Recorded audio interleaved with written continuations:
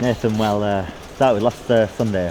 What a great day that was, wasn't it? Yeah, it was a good result. We're really proud of the way the players, were committed to each other, and obviously the effort the guys put in was obviously really good. But we left that game knowing that was last week, and this week we've got to come to train and look to improve in some areas, and whether that be daily or weekly, and that's our goal. We've got to try and get better.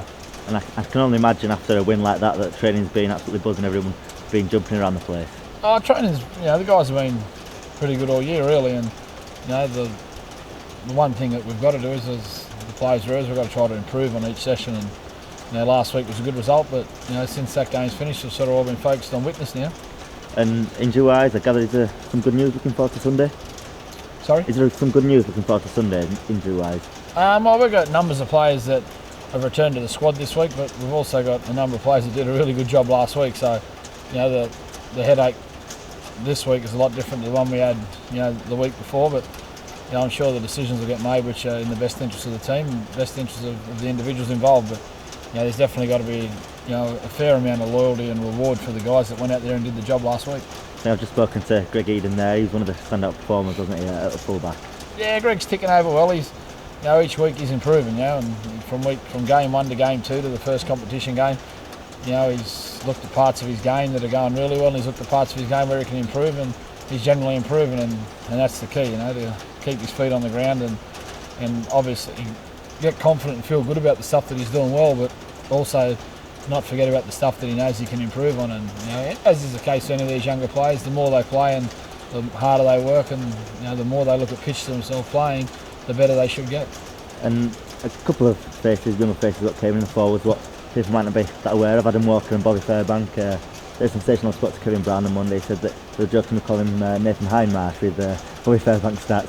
Oh yeah, Bobby's, the boys are pretty quick to give out nicknames, aren't they? But Bobby's a good kid, he's a hard-working kid, and his family's name's quite famous with the game over here, and they all seem to be good players. And Bobby's been working hard for 3 years now, and he played, I think it was 2 games last year, and he's got a chance to play against obviously some really good opposition this year, and his game doesn't seem to change regardless of where he's playing, whether he was on loan at Halifax last year, or whether he's playing with the Giants in front of a big crowd. His performances and attitude's very quite similar and very quite simple, his approach to the game, but he always puts the team first, and he certainly works really hard, which is what we're all about.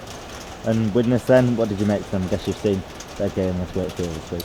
Yeah, they looked like they were going quite well, and unfortunately for them, the discipline in the second half of the game, I think they got penalised about 7 or 8 times on the bounce, and that give Wakefield the upper hand. But if that had been the reverse way around, or there wasn't so many penalties in a row, maybe the score would have been different. But I thought they had some players that showed some nice signs, and as a group, whilst they've only just come together, they look like they're all heading in the same direction, and they all look like structurally they knew where they should be. So it's a credit to the coaches and players they got there.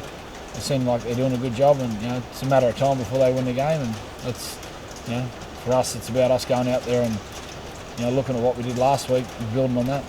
Is that the key to focus on your team? Because I know more than most of the Widnes, almost an unknown quantity with the amount of new players they've got.